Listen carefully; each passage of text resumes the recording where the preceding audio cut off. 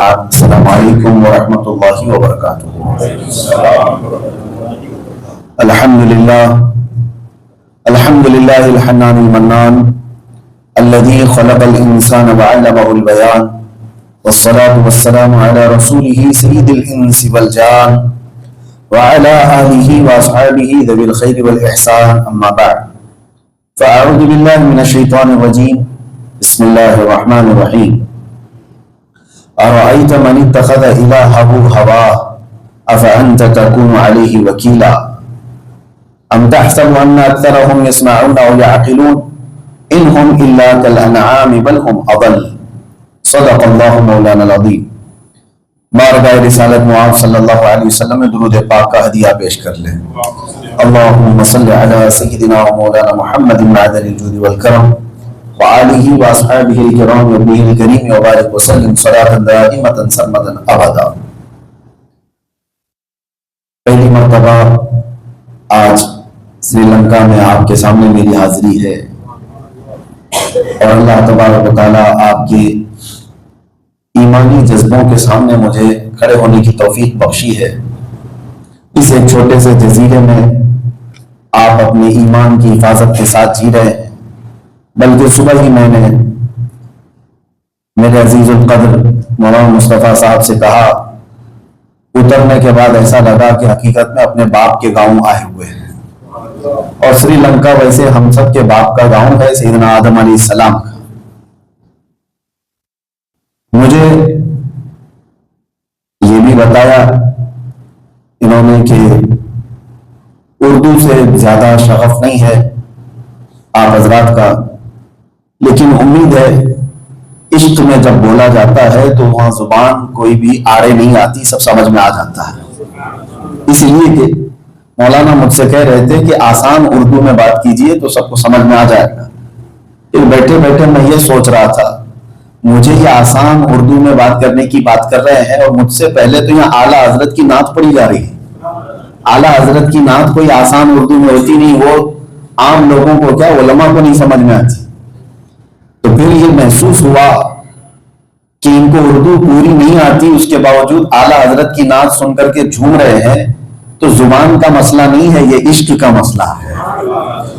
جہاں محبت اور عشق ہو، کبھی آپ نے سوچا مدینے سے نکلے ہوئے صحابہ افریقہ کی سرزمین پر اسلام کیسے پھیلا ہے؟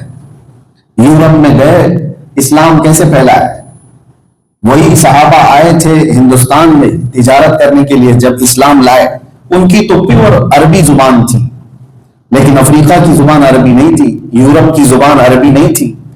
وہ گئے اور اسلام لے کر کے گئے، لوگوں کو صرف اسلام سکھایا نہیں، پلا کر کے آیا۔ وجہ یہ ہے کہ ہر انسان کے اندر جب محبت اور عشق ہوتا ہے تو اس کی ایک باڈی لینگویج ہوتی ہے، اور اس باڈی لینگویج کا اثر زبان سے کہے جانے والے الفاظ سے زیادہ ہوتا ہے، اس سے زیادہ ہوتا ہے۔ مجھے حیرت ہوتی ہے، حضرت مالک بن دینار کے متعلق سنا ہوگا، کیرلا آپ سے قریب ہے، ہندوستان کا جو آخری علاقہ۔ رسول اللہ صلی اللہ علیہ وسلم کے صحابہ سب سے پہلے جو ہندوستان تشریف لائے، اس میں تاریخ میں یہ ملتا ہے کیرلا کی سرزمین پر اترے تھے۔ وہاں پر ایک راجا بھی تھا، اس نے یہ صحابہ کو دیکھ کر کے ان سے پوچھا کہ تم لوگوں کا دین کیا ہے، کہاں سے تعلق ہے؟ انہوں نے بتایا مکہ مکرمہ میں محمد رسول اللہ صلی اللہ تعالی علیہ وسلم کے ہم پیروکار ہیں۔ تو یہ راجا چیرمن، اس نے صحابہ کی بات کو صرف کان سے سن کر چھوڑا نہیں، اسی وقت سفر کرنے کا ارادہ کیا اور حضور صلی اللہ علیہ وسلم سے ملاقات کے لیے مدینے بھی گئے، اور اسلام قبول کر کے واپس آنے کے وقت تاریخ یہ بتاتی ہے کہ عمان میں آج جو سلالہ علاقہ ہے وہاں انتقال ہوا۔ تو میں یہ سوچتا ہوں کہ نئے آئے ہوئے اجنبی لوگوں سے کون سی زبان میں انہوں نے سنا ہوگا جو اتنا عشق آ گیا کہ وہ مدینے چلے گئے۔ یہ صرف اور صرف زبان نہیں ہوتی، جب محبت دل میں ہوتی ہے تو بہت سارے لوگوں کے دلوں میں بات اثر کر جاتی ہے۔ بہرحال مجھے امید ہے کہ میری باتیں بھی انشاءاللہ العزیز बाउंस नहीं जाएंगी, थोड़ी बहुत दिलों के अंदर भी उतर जाएंगी इंशाअल्लाह। कुरान पाक में अल्लाह ताला फरमाता है, अरअयत मन इत्तखज़ इलाहहु हवा, ऐ रसूल क्या आपने नहीं देखा बहुत सारे लोग ऐसे हैं जिन्होंने अपनी ख्वाहिशात को ही अपना खुदा बना लिया है। आज एक पॉइंट पर मैं आपसे गुफ्तगू करना चाहूंगा। मोस्टली सबका ये हाल हो गया है कि हम जिसको खुदा मानते हैं वो कौन है? अल्लाह की बारगाह में सजदा रेज होते।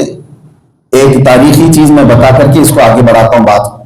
हम जैसे कुर्सी पे भी बैठे हैं, शेख मुहीउद्दीन इब्न अरबी शेख आजम बहुत बड़े वली थे, कुर्सी पर बैठे हुए थे, उनके सामने बहुत सारे लोग बैठे हुए थे। अचानक उन्होंने अपनी जुबान से कहा, तुम लोग जिसकी इबादत करते हो तुम्हारा खुदा मेरे पैरों के नीचे रहता है, तुम्हारा खुदा मेरे पैरों के नीचे रहता है। इतनी बात सुनकर के सब घबरा गए। इनको क्या हो गया कि ये खुदा के बारे में ऐसी बात कर रहे हैं कि खुदा इनके पैरों के नीचे रहता है। सब उठ करके भाग गए कि ये काफिर हो गया है, ये मौलवी, इसकी जुबान से पता नहीं ऐसे जुमले निकलते हैं, ये काफिर हो गया। सब चले गए। 2 लोग बैठे रह गए लास्ट तक। उन्होंने पूछा, हुजूर आपके ऐसा कहने का मतलब क्या था? क्या ये कुफ्र का जुमला नहीं है? आप यूं कह रहे हैं कि तुम्हारा खुदा मेरे पैरों के नीचे रहता है। तो शेख मुहीउद्दीन इब्न अरबी ने कहा, रुको मैं तुम्हें बताता हूं, मैंने जो कहा वो सच कहा। कहा कैसे? चटाई उठाई अपने पैरों के नीचे से, सोने के और चांदी के सिक्के पड़े हुए थे। कहा इसी की वो इबादत करते थे, ये जितने आए हुए थे ये उसकी इबादत करने वाले लोग हैं, ये दौलत के पुजारी हैं। मैंने ये कहा कि तुम्हारा खुदा मेरे पैरों के नीचे रहता है, मैंने ये नहीं कहा कायनात का खुदा मेरे पैरों के नीचे। तुम्हारा खुदा जिसकी तुम इबादत कर रहे हो, जिसकी तुम परस्तिश कर रहे हो, मेरे अजीजों, कुरान में भी अल्लाह ने यह फरमाया, बहुत से वो लोग हैं जो सिर्फ अपनी ख्वाहिशात, अपनी तमन्नाएं हासिल करने के लिए इतने दौड़ रहे हैं कि जैसे उसको खुदा समझ लिया कि जो वो चाहे वो हो जाना चाहिए।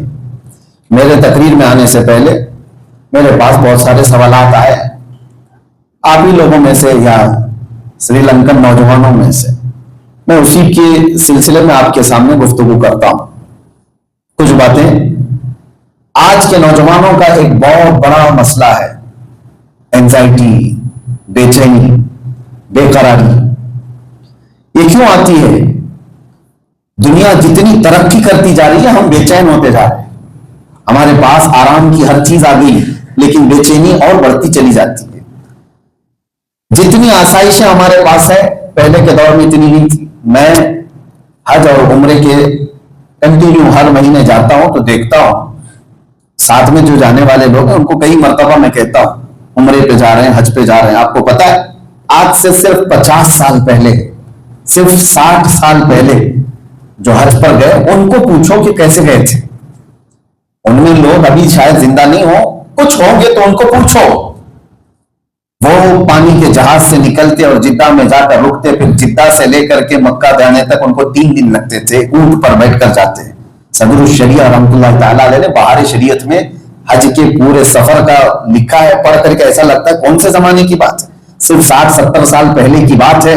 वहां जाते, मक्का में खीमे लगाते थे, चूल्हे लगाकर खाना बनाते थे, मट्टियों पर ही उनकी नमाजें, इबादतें, अरफात में खुले मैदान में, मुज़दलिफा में खुले मैदान में। आज वो बढ़ते बढ़ते हम इतनी तरक्की कर चुके हैं, ना आपको पानी के जहाज में, शिप में जाना है, इधर बैठे एरोप्लेन में, वो भी फुल एसी है, उधर उतरे एयरपोर्ट में एसी है, वहां बाहर निकले बस में एसी है, पहुंचे होटल में एसी है, सारी चीजें सहूलत के साथ। लेकिन शिकायतें इतनी ज्यादा आज के दौर में है कि पिछले 70 साल पहले किसी ने इतनी नहीं की थी। ये खाना ऐसा कहां से आ गया, ये सहूलत, ये गद्दा ऐसा कैसे आ गया, ये रूम में स्मेल आती है, ये फला है। जितनी तरक्की करता है इंसान वो बेचैन होता जा रहा है। वो सुकून कहां है, वो करार कहां है, वो जो इत्मीनान है।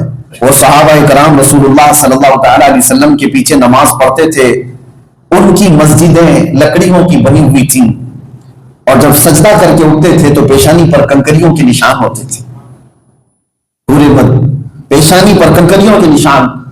خود رسول اللہ صلی اللہ تعالی علیہ وسلم جب سو کر کے اٹھتے تھے تو آپ کے جسم پر پورے رسی کے نشان ہوتے تھے. جو کھجور کے چھال کا بسترا ہوتا تھا, جسم پر نشان رہتے تھے سو کر اٹھنے کے بعد. لیکن یہ وہ لوگ تھے جب سو کر اٹھے یا جو بھی ہیں اس کے بعد پھر کہتے تھے الحمدللہ الذی احیانا بعد ما اماتنا, شکر خدا کے ساتھ. اور آج ہمارے لیے قالین کی مسجد ہے, اے سی مسجد ہے, جہاں بیٹھے تو ذرا برابر بھی آپ کو گرمی نہ لگے, اس کا اہتمام ہے. بہت کچھ. اب تو مسجدیں جو ہے میں کئی جگہ پر جا کر دیکھا ہوں, وہ تو ایک آڈیٹوریم بنی ہوئی, آدھے سے زیادہ مسجد کا حصہ چیئر سے بھرا ہوا.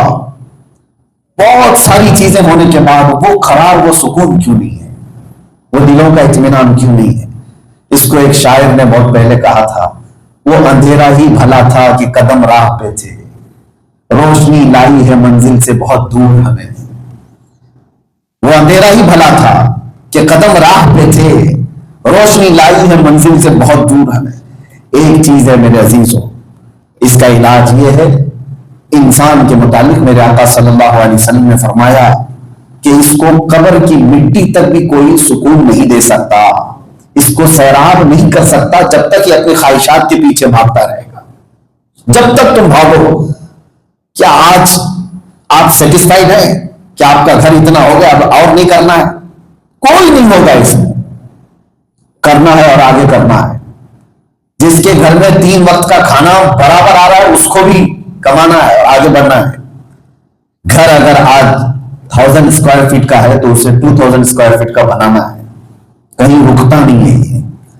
دنیا کا ریچسٹ آدمی بھی رکتا نہیں ہے, وہ بھاگتا ہے. اس کی وجہ یہ ہے کہ میرے آقا نے فرمایا ہے اس کی خواہشات کی لمٹ کہیں نہیں, کہیں نہیں.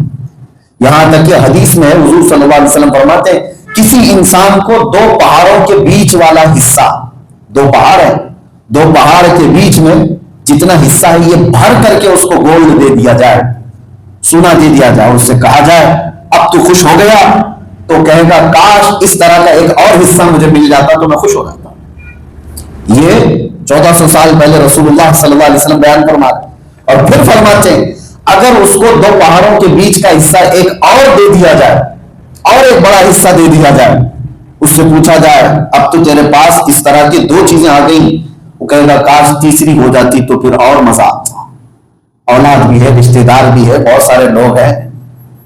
تو میرے عزیزوں اس کی لمیٹیشن کہیں ہے ہی نہیں. انسان کی خواہشات کو کہیں آپ روک ہی نہیں سکتے. کہاں جا کر کے پھر رکے گا؟ کون سی چیز ہے جو اس کو قرار دے گی, اطمینان دے گی؟ ایک ہی چیز ہے, ایک ہی راستہ ہے. وہ میرے آقا صلی اللہ علیہ وسلم نے علاج میں بیان فرمایا لا یؤمن احدکم حتی یکون ہواہ تبعا لما جئت بہ. اس وقت تک تمہارا ایمان بھی کمپلیٹ نہیں ہو سکتا جب تک تمہاری یہ جو خواہشات ہیں وہ میری مرضی کے مطابق نہ کر دو.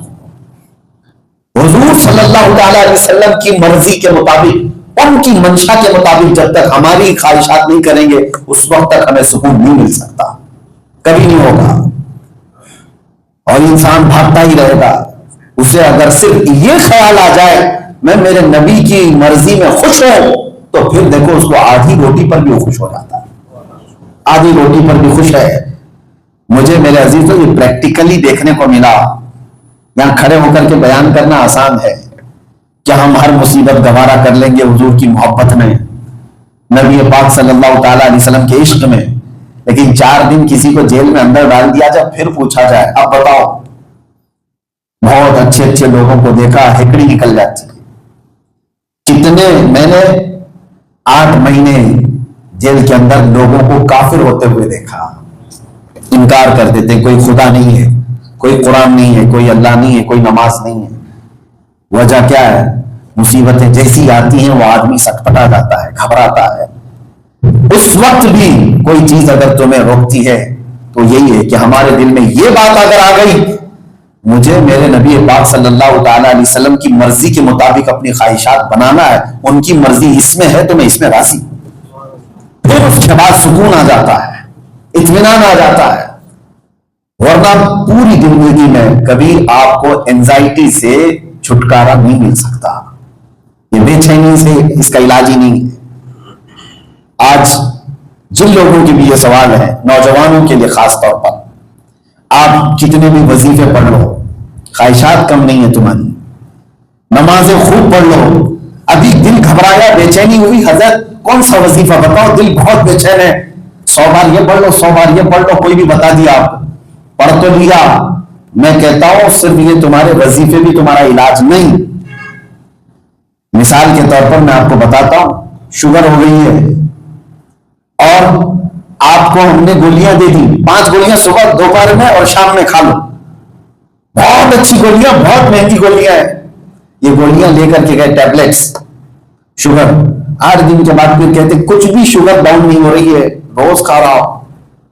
پھر میں نے معلوم کیا گولیاں تو 5 ہر ٹائم پہ لیتے ہیں، لیکن روزانہ 1 کلو شکر بھی کھا رہے ہیں، میٹھا خوب کھا رہے ہیں اور گولی بھی کھا رہے ہیں، تو کبھی بھی آپ کا علاج نہیں ہو سکتا۔ تو یہ جو ہماری خواہشات ہے اس کی لمٹ کرنا پڑے گا، اس کی لمیٹیشن اگر ختم یا روک نہیں لگے گی تو کبھی بھی بے چینی کا علاج نہیں کر سکتے ہم۔ آؤ میں آپ کو بتاتا ہوں چند مثالوں کے ذریعے سے صحابہ کرام رضوان اللہ تعالی علیہ مجمعین نے کیسے اپنی زندگیوں کی خواہشات کو ختم کیا تھا۔ حضرت ابو بکر صدیق رضی اللہ تعالی جب خلیفہ بنے تو خلافت کے کاموں میں اتنے بزی رہتے تھے بہت، تو بیت المال سے آپ کی تنخواہ مقرر کر دی گئی، سیلری دی جانے لگی۔ سارے مسلمانوں نے اتفاق کیا کہ امیر المومنین اب کمائیں گے کہاں سے، بیت المال سے ان کی سیلری، منتھلی سیلری دی جائے گی۔ تو حضرت ابو بکر صدیق کو جو سیلری مل رہی تھی، تنخواہ مل رہی تھی، لاتے تھے، گھر کا خرچہ ہو جاتا تھا، بس اس کے علاوہ نہیں تھا۔ ایک دن ان کی بیوی نے کہا کہ کبھی کچھ اچھی غذا کھا لو، کچھ اچھا کھانا کھا لو، سوکھا کھا کر کے آپ کے بال دیکھو کیسے ہو گئے، آپ کا جسم کیسے ہو گیا۔ حضرت ابو بکر صدیق نے کیا کہا جانتے، وقت کے خلیفہ ہے، کہتے ہیں میری بیوی میرے پاس اتنے پیسے کہاں ہیں کہ میں اچھے غذا کھا لوں، اتنی تنخواہ نہیں آتی تھی کہ گھی خرید لیں، شہد خرید لیں۔ تو ان کی بیوی کہتی آپ ٹینشن مت لو، میرے پاس جمع کیے ہوئے پیسے ہیں، میں اس سے گھی لے کر کے آتی ہوں اور شہد لے کر کے آتی ہوں، تاکہ تھوڑی نرم غذا آپ کھائیں گے، طاقت بھی آئے گی، اچھا لگے۔ حضرت ابو بکر صدیق نے پوچھا تمہارے پاس کہاں سے پیسے آئے؟ بیوی نے کہا جو آپ ہر منتھ سیلری لا کر کے دیتے ہیں، گھر کا خرچہ ہو جانے کے بعد تھوڑا سا میں اس میں بچا کر کے رکھتی ہوں، سب عورتیں کرتی ہیں، ان کے چٹے جو ہے چلر وہ بچا لیتی ہیں۔ حضرت ابو بکر صدیق ان سے کہتے اچھا کتنا بچا کر کے رکھا ہے جس سے تم گھی لے کے آؤ گی اور شہد لے کے آؤ گی؟ وہ جا کر کے ایک پوٹلی پوری لے کر کے آتی کہ اتنے پیسے میرے پاس جمع ہوئے اور اس سے آپ جائیے بازار میں گھی اور شہد لے کر کے آئیے۔ حضرت ابو بکر صدیق وہ پوٹلی لیتے ہیں اور سیدھے بیت المال میں لے جا کر کے جمع کرتے ہیں، اور پھر وہاں موجود لوگوں سے کہتے ہیں میری تنخواہ کم کر دو، اتنی زیادہ آ رہی تھی، میری بیوی بچا کر کے رکھ رہی ہے، اس کا مطلب کہ زیادہ آ رہی تھی، اس کو کم کر دو۔ خواہشات کو جنہوں نے ختم کیا وہ اپنے سکون کے بادشاہ بنے تھے، اور ہمارے ہاں اس کی لمٹ ہی نہیں ہے، جتنا آئے اس سے زیادہ چاہیے، جتنا آئے اس سے زیادہ چاہیے۔ میرے عزیزو، یہ صرف اور صرف مال میں نہیں ہے، ہر چیز میں خواہشات ہماری ایسی ہیں جو آڑے آتی ہیں۔ آپ کبھی سوچتے ہیں کہ 3 گھنٹے 4 گھنٹے وہ میچ دیکھنے کے لیے نوجوان بیٹھتا ہے، لیکن اسے آدھا گھنٹہ مسجد میں بھاری کیوں لگتا ہے، مشکل کیوں لگنے لگ جاتا ہے؟ فلم دیکھنے کے لیے، میچ دیکھنے کے لیے اس کو کبھی بے چینی نہیں ہوتی، انٹرٹینمنٹ چل رہا ہے، دل بیمار ہے، دل کو شیطان نے کنٹرول کیا ہوا ہے اور شیطان کا یہ مرید بنا ہوا ہے، شیطانی جتنی چیزیں ہوں گی اس میں اس کا دل لگتا رہے گا، اور جہاں وہ اللہ کے راستے پر آئے گا اس کی بے چینی بڑھنے لگ جائے گی، اینزائٹی جو ہو گئی ہے وہ بڑھتی چلی جائے گی اس کی۔ یہ صرف اور صرف اس کا علاج ایک ہی چیز پر ہے، جس کو اعلیٰ حضرت فاضل بریلوی رضی اللہ تعالیٰ عنہ نے اپنے شعر میں یوں فرمایا، اس کا علاج ایک ہی ہے، انہیں جانا انہیں مانا، نہ رکھا غیر سے کام، للہ الحمد میں دنیا سے مسلمان گیا، آج لے ان کی پناہ، آج مدد مانگ ان سے، کل نہ مانیں گے قیامت میں اگر مان گیا۔ یہ خواہشات کو جب تک حضور پاک صلی اللہ علیہ وسلم کے قدموں پر لا کر ہم قربان نہیں کر دیتے. حضور فرماتے ہیں لا یؤمن احدکم حتی یکون ہواہ تبعا لما جئت بہ. اس وقت تک تو تم مومن بھی نہیں ہو جب تک اپنی پوری خواہشات کو میرے مطابق نہ بنا دو. حضور کے چاہنے کے مطابق جب تک نہ بنایا جائے تب تک تو مومن بھی نہیں ہے.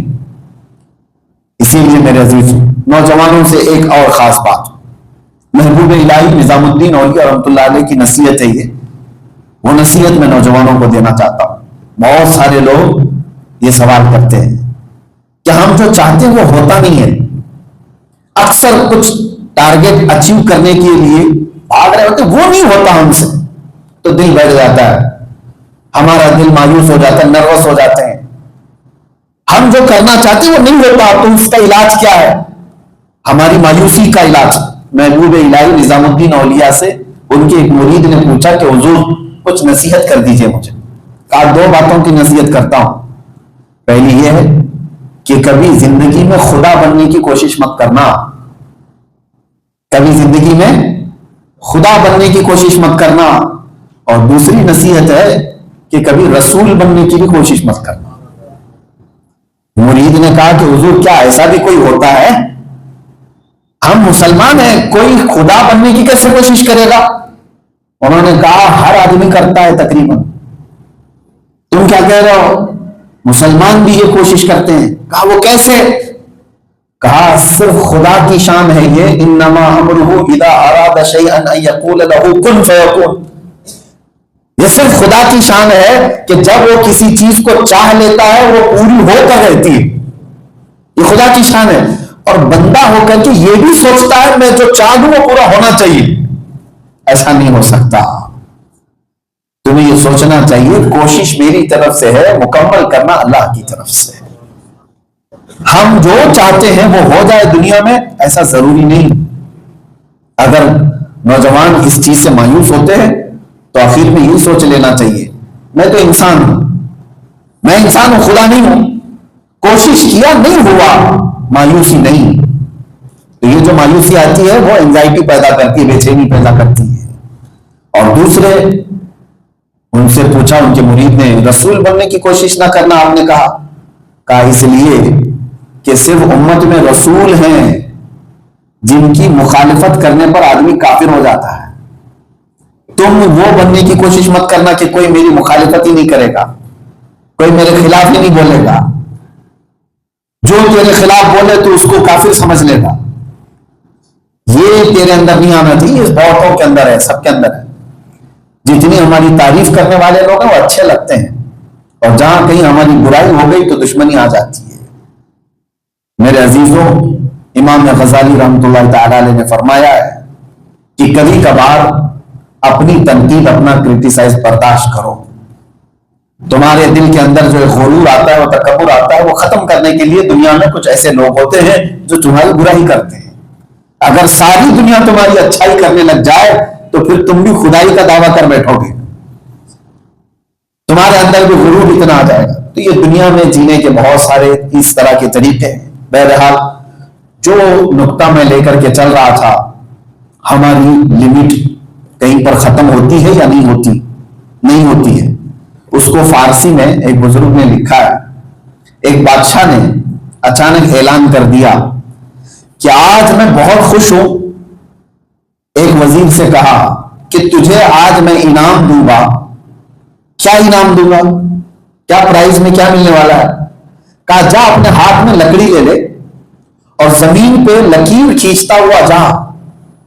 شام سورج ڈوبنے سے پہلے پہلے جتنی زمین تو ایکوائر کرے گا وہ سب تیرے نام پر ہوگی ایک دن کے اندر. توجہ سے سنیے آپ اس کو, پورا فری میں بادشاہ کی طرف سے مل رہی ہے, اور صبح اس کو کہا جا رہا ہے کہ زمین کو ایکوائر کرنا, لکیر اپنے ہاتھ میں لکڑی لے کر کے جتنا راؤنڈ کرے گا, لیکن یہ شرط ہے سورج ڈوبنے سے پہلے پہلے جہاں سے شروع کیا تھا وہاں پر ختم کر دینا راؤنڈ, وہ تمہارے نام پر ہے. وہ نکلا لکڑی لے کر کے. ظاہر سی بات ہے فری میں جب کسی کو لینڈ مل رہی, وہ زمین مل رہی تو لکڑی لے کر کے بھاگتا رہا, پیچھے دیکھا اتنی زمین ایکوائر ہو چکی, اور آگے گیا، دوپہر تک بھاگا، جہاں تک بھاگ رہا تھا اس کی ہی زمین ہے. اس نے سوچا اور تھوڑا بھاگو، اور تھوڑا بھاگو. دوپہر ہو گئی، نہ کھانا ہے نہ پانی ہے، بھاگ رہا ہے. اور اس کے بعد اس کو واپس آنے کا خیال تھا، سوچا اور تھوڑا سا آگے، بعد میں پھر واپس آ کر کے اپنے پوائنٹ پر کمپلیٹ کر دوں گا. دوپہر ہو گئی، سورج بھی ڈھلنے لگ گیا. سوچا اب تو واپس اس پوائنٹ پہ جانا ہے. بادشاہ اور سارے لوگ انتظار کر رہے ہیں کتنی زمین ایکوائر کر رہا ہے. لیکن بادشاہ نے کہا ہے تو اس کو دے دے گا. واپس وہ جب آنے لگا تو ہانپنے لگ گیا، کیونکہ بھوکا بھی ہے، پیاسا بھی ہے، دوڑ نہیں پا رہا ہے.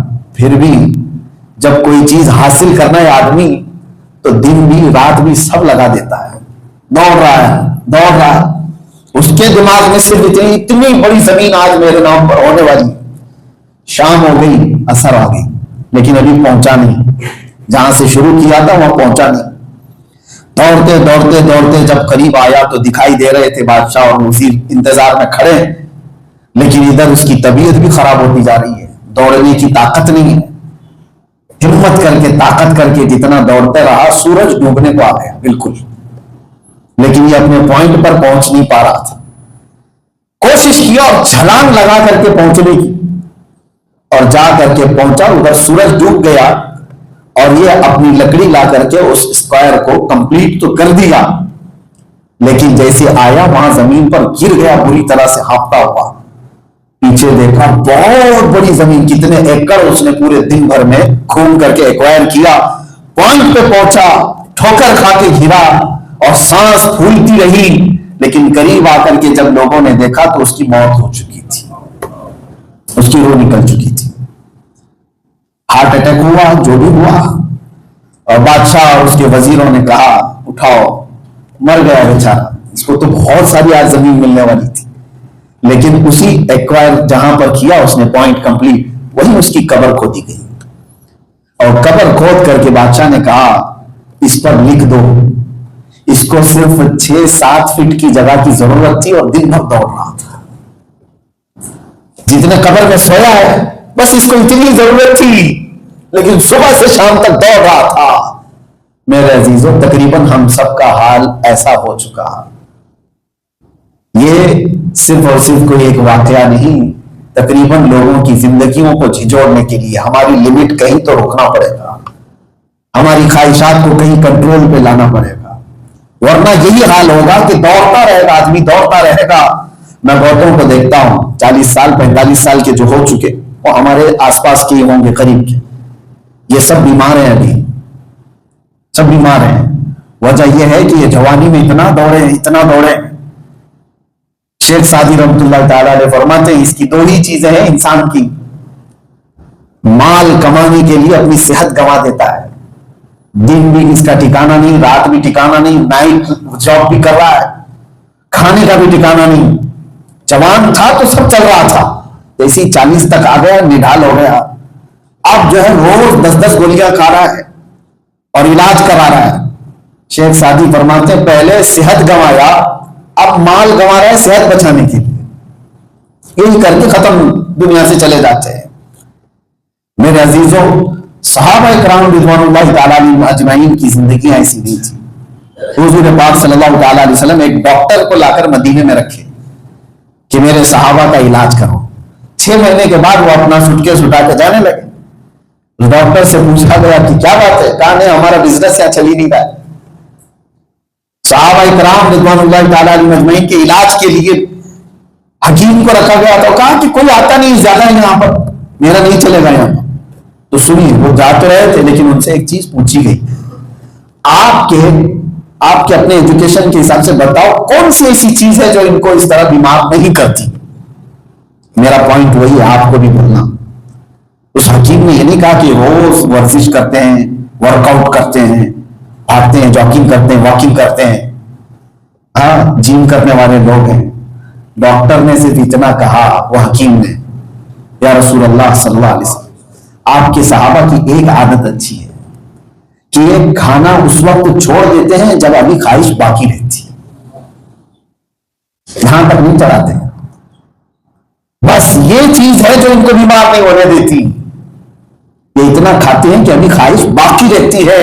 یہی میں کہنا چاہتا ہوں, کہیں لمٹ کو اگر ہم نے روک لیا تو ہر چیز سکون کی تمہاری. یہاں یہی تو بڑا مسئلہ ہے, ہم نے لمٹ روکی نہیں, کہیں پر لمیٹیشن بنائی نہیں ہے, خواہشات پر, بھوک پر, ہر چیز پر. آج مجھے بات یاد آتی ہے, بچپن میں میرے والد گرامی حضرت علامہ محمد ابن حسن رحمہ اللہ, اللہ تعالیٰ ان کو غریب کے رحمت فرمائے, سرکار مفتی اعظم ہند رضی اللہ تعالیٰ عنہ کے پروردہ تھے, حضور حافظ ملت رحمۃ اللہ علیہ کے خاص شاگردوں میں سے تھے, بڑے عالم تھے, لیکن انہوں نے اپنی ہماری تربیت میں جو بھی کیا, آج بہت ساری چیزوں کا احساس ہوتا ہے. اسکول جانے کے وقت ہم جو چیز مانگتے تھے نہیں دی جاتی تھی, ہر چیز نہیں دلائی جاتی تھی.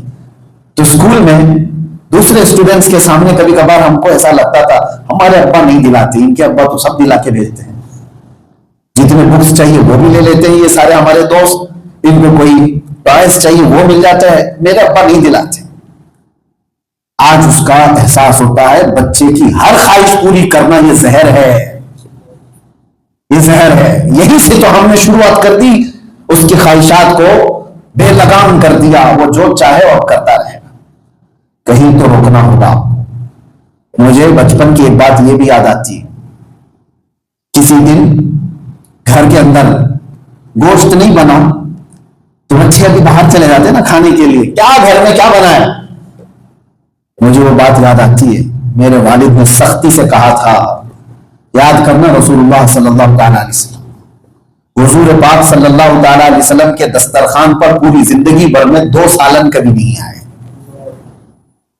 حالانکہ ہمارے لیے ناجائز حرام نہیں, آپ 2 سالن کھاؤ, 4 سالن کھاؤ, حرام نہیں ہے, لیکن درس امت کے لیے میرے آقا نے ایک لمٹ کہ تم اگر اس کو چھوڑ دو گے تو یہ کبھی تمہارے کنٹرول میں نہیں آئے گا.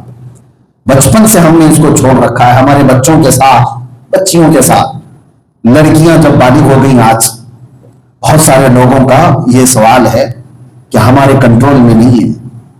کیسے کنٹرول میں آئے گی؟ پودا جب چھوٹا ہوتا ہے تب وہ تمہارے حساب سے بنتا ہے.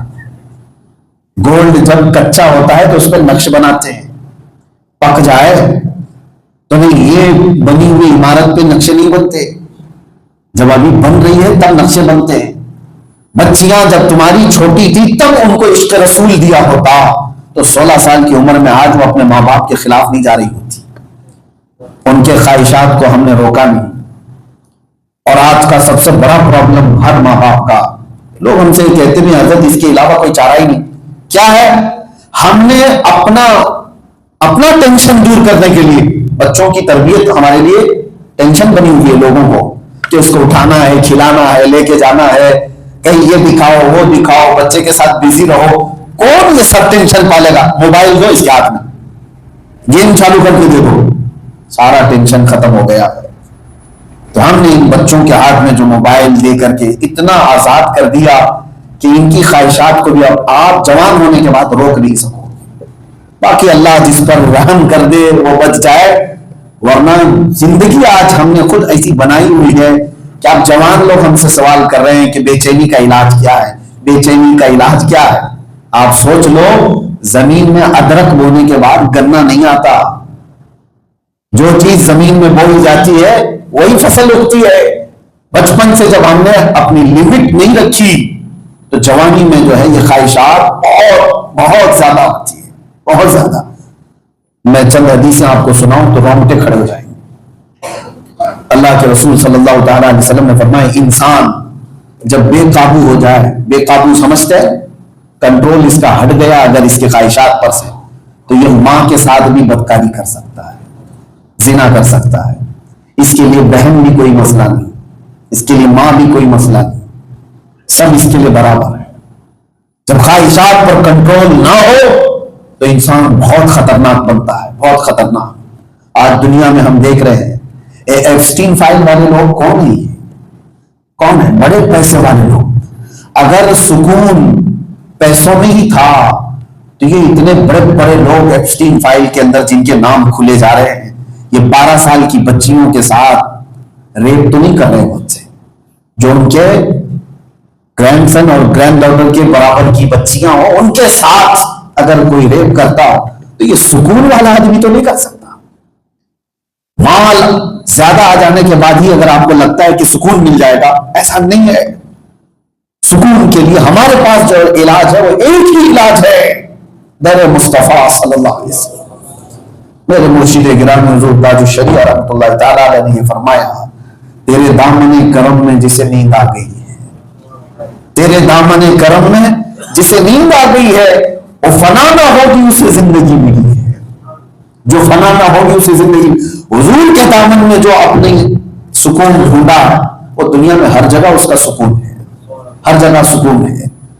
ایک بچہ میرے پاس لے کر کے آؤ، آپ میں سے کوئی بھی کھڑا ہو جائے اور کہے میں دنیا بھر کی ہر چیز کو چھوڑتا ہوں، صرف میرے نبی سے محبت کرتا ہوں، اور پھر میں اس کو بتاتا ہوں تیرے دل کی دھڑکن، تیری آنکھوں میں نبی رسول، ہر گھڑی تجھے حضور سے محبت ہے، پھر اس کو لے جاؤ جنگل میں چھوڑاؤ، پھر اس کو لے جاؤ جیل میں چھوڑاؤ، پھر اس کو لے جاؤ کنویں میں ڈال دو، ہر جگہ سے وہ ایک ہی طرح سے نکلے گا. وجہ یہ ہے کہ اس کا سکون یہ دنیا کی چیزوں سے ہٹ گیا ہے، ایک ہی چیز پر لگا ہے، وہ آمنہ کے لال سے لگا ہے. یہ ہے بے چینی کا علاج. انہیں جانا انہیں مانا، نہ رکھا غیر سے کام، للہ الحمد میں دنیا سے مسلمان گیا. اور جس کا ان سے رشتہ مضبوط نہیں وہ گھڑی گھڑی یہاں تڑپ رہا ہے. بہت پیسے والے لوگوں کی راتوں کی نیند حرام ہے، اور سارے لوگ مسلمان ہو کر، ایسا میں نہیں کہتا کہ پیسے کمانا جائز نہیں، آپ خوب کماؤ، عثمان غنی نے کما کر دکھایا ہے. کسی کی محتاجی اللہ نہ لائے. مال جتنا جمع کر سکتے ہو، تمہارے لیے کوئی لمٹ نہیں رکھی گئی، لیکن ایک شرط کے ساتھ کہ سمندر میں جب آپ بوٹ پہ چل رہے ہو تو اس بات کا خیال رکھنا کہ ہمیشہ بوٹ پانی پہ ہی رہے. پانی بوٹ میں اگر آ گیا تو یہ مسئلہ ہو سکتا ہے، ڈوب جاؤ.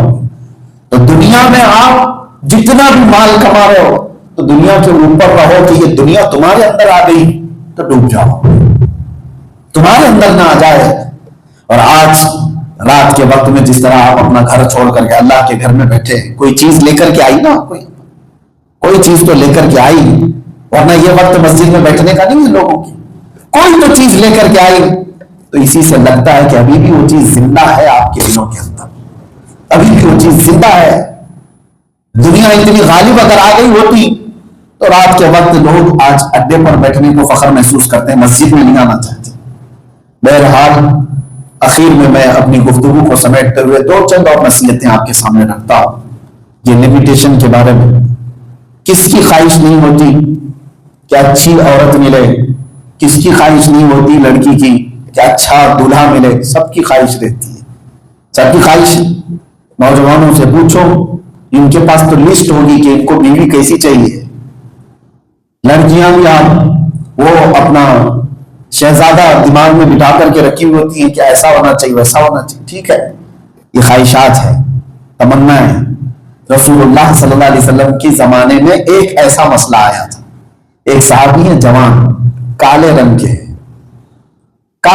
تھے، اور وہ آئے، کہا یا رسول اللہ مجھے کوئی بیٹی دیتا ہی نہیں، جہاں پر بھی نکاح کا پیغام بھیجو ریجیکٹ، میری شکل ایسی نہیں ہے.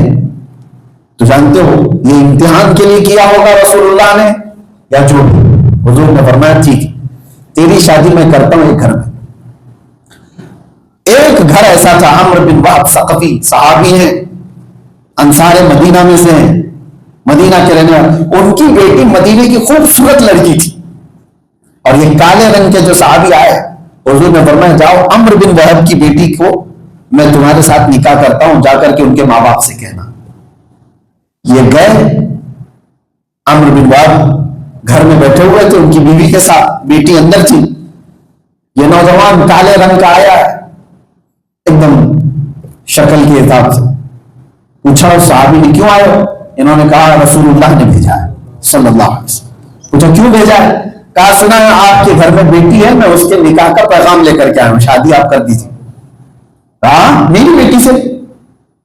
شکل دیکھیے، ہر ماں باپ تو سوچتا ہے اپنی بیٹی کو شادی کر کے دینے کے لیے داماد کیسا ہوگا. تو انسانی فطرت تھی. انہوں نے کہا ٹھیک ہے تم جاؤ، ہم رسول اللہ سے بات کر لیں گے صلی اللہ علیہ وسلم. بس اتنا کہا، صرف اتنا کہا، میں بات کر لوں گا حضور سے آ کر کے. وہ تو چلے گئے, خوشی خوشی ہی چلے گئے, ان کو کوئی ٹینشن نہیں تھا کہ روز کا ہے ان کا. جہاں پر بھی رشتہ لے کر کے جاتے تھے سب ریجیکٹ ہی ہوتا تھا, یہ کوئی نئی بات تو ہے نہیں.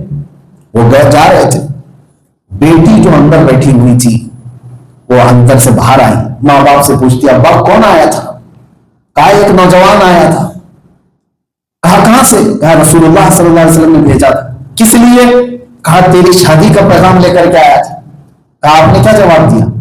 کہا بیٹا وہ تو کالے رنگ کا تھا, تو مدینے کی خوبصورت لڑکی ہے, میں سوچا کہ پہلے پوچھ لوں تجھ سے. وہ بیٹی اندر سے کہتی ہے بابا آپ نے کتنی بڑی غلطی کی, آپ کو اندازہ بھی نہیں. آپ نے اس کو واپس کیسے کر دیا؟ آپ نے اس کا رنگ دیکھا, بھیجنے والے کا رنگ نہیں دیکھا. جس نے بھیجا رسول اللہ صلی اللہ علیہ وسلم, ان کو نہیں دیکھا آپ نے. ماں باپ بیٹی کی اس بات کو سن کر کے فوراً بھاگنے لگے حضور کی بارگاہ.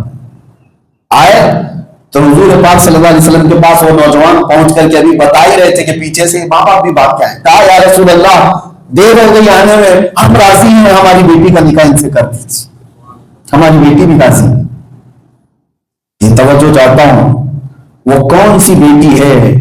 میرے مصطفیٰ کریم کے صحابہ میں سے تھے یہ لوگ. انہوں نے یہ نہیں دیکھا کہ میری خواہش کیا ہے, انہوں نے یہ دیکھا کہ رسول اللہ کی خواہش کیا ہے. یہی ہے بے چینی کا علاج. اس خاتون نے یہ نہیں دیکھا کہ میرے دل کے اندر کیا کیا تمنا ہے, اس نے یہ دیکھا کہ آمینہ کے لال کی تمنا کیا ہے, وہ میرے لیے کیا سوچتے ہیں. اپنی خواہشات قربان کرو حضور کی خواہش پر. اس کے بعد مسجد نبوی میں نکاح بھی ہو گیا, اور عبداللہ اسود ان کو کہا جاتا تھا, جو کالے رنگ کے نوجوان تھے. حضور نے ان کو کچھ پیسے دیے, کہا جاؤ شادی کا سامان خرید لو, آج تمہاری شادی ہے اور دلہن کو گھر لے جاؤ گے. غریب بھی تھے وہ, بازار میں سے کچھ سامان خرید لو اور اپنی دلہن کو لے جانا ہے. وہ گئے بازار میں شادی کا سامان لینے کے لیے, اچانک پیچھے سے آواز آئی مدینے کی گلیوں میں کہ اے مسلمانوں, مکہ کے مشرکین مدینے پر حملہ کرنے کے لیے آئے, اٹیک کرنے کے لیے آئے ہیں, اور رسول اللہ صلی اللہ علیہ وسلم صحابہ کے ساتھ احد کے میدان میں جا رہے ہیں. اے نوجوانوں سب کے سب نکلو جہاد میں فی سبیل اللہ, اللہ کے راستے میں. یہ عبداللہ اسود جو شادی کا سامان خرید رہے تھے اب جنگ کا سامان خریدنے لگ گئے. تلوار خریدا, بھالا خریدا, جتنے پیسے تھے اس سے سب, گھوڑا بھی خریدا, اور لوہے کی زرہ جو پہنی جاتی تھی, لوہے کی ٹوپی, جنگوں میں تیروں سے بچنے کے لیے جالی خریدی جاتی, سب خرید لیا. جتنے پیسے تھے سب لگا دیا. شادی کے لیے کچھ بھی نہیں رکھا.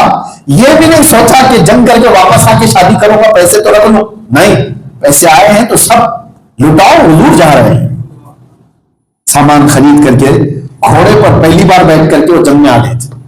جب صحابہ کرام میدان میں ہیں, دوسرے دن جب یہ جنگ ہو رہی تھی, رسول پاک صلی اللہ تعالی علیہ وسلم دور بیٹھے ہوئے دیکھ رہے تھے صحابہ کو, اور ایک جوان اتنی تیزی سے لڑ رہا ہے, صفوں کی صفیں چیر رہا ہے. حضور پاک صلی اللہ علیہ وسلم اپنے ایک صحابی کو بلا کے پوچھتے ہیں یہ کون ہے, جانتے ہو اس کو؟ صحابہ پیچھے لگ گئے کہ حضور جس کو پوچھ رہے یہ ہے کون؟ سب صحابہ کہتے ہیں آقا وہ مدینے کا تو نہیں دکھتا, باہر کا کوئی ہے, ہم میں سے کوئی اس کو نہیں پہچان رہا ہے. باہر سے کوئی آیا ہوا ہے, ہماری صف کی طرف سے, ہماری جانب سے لڑ رہا ہے, اور بہت اچھا لگ رہا ہے. میرے آقا مسکرائے اور کہا میں اس کی کالی کالی کونیاں دیکھ کر کے پہچانتا ہوں, وہ میرا عبداللہ اسود ہے. اس کو میں نے آج شادی کا سامان خریدنے کے لیے پیسے دیے تھے, اس نے سارے پیسوں سے جنگ کا سامان خرید لیا ہے اور اپنی جان لے کر کے حاضر آیا ہے. کون شادی کے دن یہ سب کام کرنے کے لیے نکلے گا بتاؤ؟ آج اگر کسی کے گھر میں شادی ہو تو کیا وہ مسجد میں آنا بھی پسند کرتا ہے؟ ہمارے بچے تو وہ ہیں, شادی اگر ہو رہی ہے تو 4 دن پہلے اور 4 دن بعد تک مسجد میں دکھیں گے, بلکہ وہ کیا ان کے ماں باپ پکڑ کے رکھیں گے, باہر مت جانا, نظر لگ جائے گی. مسجد میں جائے گا کچھ ہو نہ جائے. ارے وہ صحابی ہے, مسجد کیا میدان جنگ میں چلے گئے, جنگ کے میدان گئے. دوپہر کا وقت تھا, شدید گرمی تھی, لڑتے لڑتے ایسے گھس گئے تھے کہ کفار مشرکین نے یہ جوان عبداللہ اسود کو گھیر لیا اور تیروں سے مار مار کر شہید کر دیا. آج کا دولہا, ایک دن کا دولہا میدان میں تڑپتے ہوئے شہید ہو گئے. جب شام ہوئی تھی, میرے آقا صلی اللہ تعالی علیہ وسلم جب سب صحابہ کی لاشیں اٹھا رہے تھے, سب کی لاشیں اٹھائی جا رہی تھی, ان کے قریب آئے تو حضور میدان میں بیٹھ گئے نیچے اور ان کا سر اٹھا کر اپنے گود میں رکھ لیا اور ان کے چہرے سے حضور پاک مٹی صاف کرنے لگے. ان کی ٹوپی ہٹائی, چہرے پر سے مٹی صاف کرنے لگے اور یہ آیت پڑھی من المؤمنین رجال صدقوا ما عاهدوا الله علیہ, مومنین میں سے کچھ وہ بندے ہیں جنہوں نے اللہ سے کیا ہوا وعدہ پورا کر دکھا دیا. کہ وہ لوگ ہیں جنہوں نے اپنی خواہشات کو میرے نبی کے قدموں میں لا کر قربان کر دیا. وہ بھی تو جوان تھے, ان کی بھی تو شادیاں ہونی تھی, ان کو بھی تو بچے بنانے کا شوق رہا ہوگا, گھر بسانے کا شوق رہا ہوگا. نہیں, رسول اللہ صلی اللہ تعالی علیہ وسلم کی مرضی پر اپنی زندگی لا کر انہوں نے قربان کیا, اور اسی وجہ سے قرآن میں اللہ نے ان کو کیا کہا, رضی اللہ عنہم ورضوا عنہ, اللہ نے ان سے راضی ہو گیا اور یہ اللہ سے راضی ہو گئے. حضرت ابو ہریرہ رضی اللہ تعالیٰ عنہ فرماتے ہیں ایک جنگ میں ہم حضور کے ساتھ گئے تھے, واپس آنے کے وقت جانتے ہو پورے پیروں میں وہ لوگ کپڑے باندھے ہوئے تھے, کپڑے باندھ کر چل رہے تھے. کیوں؟ چپل کسی کے پاس نہیں تھی. کپڑے باندھے کیوں تھے؟ حضرت ابو ہریرہ کہتے ہیں سب کے پیروں کے ناخن اکھڑ گئے تھے اور کسی ایک نے بھی شکایت نہیں کی یا رسول اللہ یہ کیسا سفر ہے. نہیں, کسی نے نہیں کی. جنگ خندق کے موقع پر 12,000 کافر اس طرف تھے اور ادھر صحابہ جو ایک مہینے سے خندق کھود کھود کر کے کمزور ہو گئے تھے, بھوکے تھے, اور ادھر کافروں کے ہاں روٹی بن رہی ہے, گوشت بن رہا ہے, اور ادھر یہ پیٹ پر پتھر باندھے ہوئے ہیں. صحابہ پیٹ پر پتھر باندھے ہوئے, کھانے کی چیز نہیں. حضور پاک صلی اللہ علیہ وسلم صحابہ کی طرف دیکھتے ہیں, کہتے ادھر سے کھانے کی جو خوشبو آ رہی ہے ہو سکتا ہے تمہیں بے چین کر رہی ہو کہ ہمارے پاس تو کھانا بھی نہیں, کچھ بھی نہیں. صحابہ جانتے ہو یہ نہیں کہتے کہ یا رسول اللہ ایسی حالات کیوں ہو گئے. کچھ لوگ آج کہتے ہیں نا مصیبت آ گئی تو میں نے ایسا کیا کر دیا تھا, میرے گھر میں ایسا ہو رہا ہے. صحابہ یہ نہیں تھے, وہ کہتے یا رسول اللہ صلی اللہ علیہ وسلم ہم اگر کھانے پینے کے لیے آئے ہوتے تو آپ کے ساتھ نہیں ہوتے, ان کے ساتھ ہوتے, اور اگر ہمیں بھوک لگتی ہے تو آقا ہمارا علاج ہے, ہم آپ کا چہرہ دیکھ لیتے ہیں. صحابہ کا کی عادت تھی, جب ان کو بھوک برداشت سے زیادہ ہو جاتی حضور کا چہرہ دیکھتے تو سکون مل جاتا تھا, بھوک ختم ہوتی تھی. وہ خواہشات کو انہوں نے اس طرح سے ختم کیا تو سکون کے بادشاہ تھے, اور آج ہم نے خواہشات کو بادشاہ بنایا, ہم اس کے غلام ہیں. اینزائٹی جو بڑھتی جا رہی ہے نوجوانوں کے اندر, اس کا ایک ہی علاج ہے میرے عزیزوں, آؤ بارگاہ مصطفیٰ صلی اللہ علیہ وسلم. ہماری زندگیاں بہت شارٹ رہ گئی ہیں, میں آپ کو بتاتا ہوں, اتنی تیزی سے گزر رہی ہے کہ ہمیں اندازہ بھی نہیں. صبح ہوگی شام ہوگی, صبح ہوگی شام ہوگی, رمضان آ رہا ہے رمضان آ رہا ہے, رمضان چلا گیا, پھر دوسرا رمضان آ رہا ہے رمضان آ رہا ہے, چلا گیا. آپ کی زندگی کی بہاریں اتنی تیزی سے گزرتی چلی جائیں گی, جو جوان ہیں وہ بہت جلدی بڑھاپے میں آ جائیں گے, اور بوڑھے جو ہیں, اور ایک بات یہ بھی کہ ہر ایک کو بڑھاپا نہیں ملنے والا ہے. جو بوڑھے ہو گئے وہ خوش نصیب لوگ ہیں, سب کو بڑھاپا نہیں آئے گا. قیامت کے قریب میرے آقا صلی اللہ علیہ وسلم نے فرمایا تم دیکھو گے جوان بوڑھے دکھیں گے اور بچے جوان دکھیں گے, بچے جوان نظر آئیں گے اور جوان بوڑھے دکھائی دیں گے. وہ دور ہے آج. 5 سال کا 6 سال کا بچہ جتنے باتیں آج جانتا ہے, ہمارے زمانے میں تو 17-18 سال کے لوگ بھی نہیں جانتے تھے. یہ 5 سال 6 سال کے بچے آج سب جانتے ہیں. آئیڈینٹی بھی پتا ہے ان کو, ساری چیزیں معلوم ہیں. اور جوانوں کا حال یہ ہے کہ یہ جوانی میں ہی سب ختم ہو گئے. 25 سال میں تو بوڑھے دکھنے لگ گئے, 30 سال میں تو سفید ہو رہے ہیں. یہ قیامت کے قریب اتنی تیزی سے ہم نکلنے والے ہیں. ان قریب اعلان ہو جائے گا, کیا پتا کل کی صبح کل کی شام اعلان ہو جائے کہ فلاں کے بیٹے کا انتقال ہو چکا, فلاں کے گھر میں انتقال ہو چکا, اس میں ہمارا ہی نام ہوگا. ہم نکلنے والے ہیں اس دنیا سے. جو بچی ہوئی ہماری زندگی ہے, آؤ اسی زندگی کو قدم مصطفیٰ پر رکھ دیں, بارگاہ مصطفیٰ میں یوں عرض کریں یا رسول اللہ میں مجرم ہوں آقا مجھے ساتھ لے لو, میں مجرم ہوں آقا مجھے ساتھ لے لو, کہ رستے میں ہے جا بجا تھانے والے, چمک تجھ سے پاتے ہیں سب پانے والے, میرا دل بھی چمکا دے چمکانے والے. اعلیٰ حضرت جیسا بڑا مجدد جس کا سونا اٹھنا بیٹھنا سب دین کی خدمت میں گزرا, وہ حضور کی بارگاہ میں یوں کہتا ہے, وہ بارگاہ رسول میں یوں کہتے ہیں یا رسول اللہ میرا دل بھی چمکا دے چمکانے والے. حضور ہی کر سکتے ہیں. اور آج کے یہ تمام مسائل کا جو حل ہے ایک ہی دربار سے ہے، بارگاہ مصطفیٰ صلی اللہ علیہ وسلم. اور جتنے بھی ہمارے مشائخ ہیں بریلی شریف کے، سبوں نے ہم کو جو پلایا ہے وہ یہی پلایا ہے، کسی اور دربار سے نہیں. خسروی اچھی لگی نہ سروری اچھی لگی، ہم فقیروں کو مدینے کی گلی اچھی لگی. تاج الشریعہ بدر الطریقہ مرشد گرامی یوں کہتے ہیں، بلہوس سن سیم و زر کی بندگی اچھی نہیں. مولانا نے کہا ہے اردو ہارڈ مت بولو، لیکن ہمارے مرشد کی زبان ہے، اور اردو بھی شعر جو شاعری جو ہوتی ہے تھوڑا ہارڈ ہوتی ہے. سمجھا دیتا ہوں میں آپ کو. بلہوس کس کو کہتے ہیں؟ جو میرا پورا ٹاپک چل رہا ہے، خواہشات کا پجاری، جو خواہشات کے پیچھے بھاگتا ہے اس کو بلہوس کہتے ہیں، ہوس کا ماننے والا.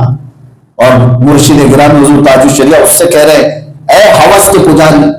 سیم و زر کہتے ہیں چاندی اور سونا، گولڈ سلور.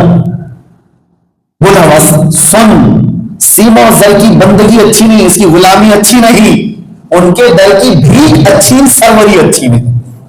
بادشاہی بھی تجھے مل جائے تو بھی تو سکون سے نہیں رہے گا، لیکن بارگاہ مصطفیٰ کی غلامی مل جائے تو بادشاہ بن کر رہے گا. اور یہی ہم نے دیکھا ہے، بلال حبشی کو جو لوگ مکہ میں رسیاں ڈال کر کھینچتے تھے اور ان کے جسم پر پیٹھ کے پیچھے جلے ہوئے زخم تھے، ان کی ریڑھ کی ہڈی دکھتی تھی، ان کا جسم جلا ہوا تھا.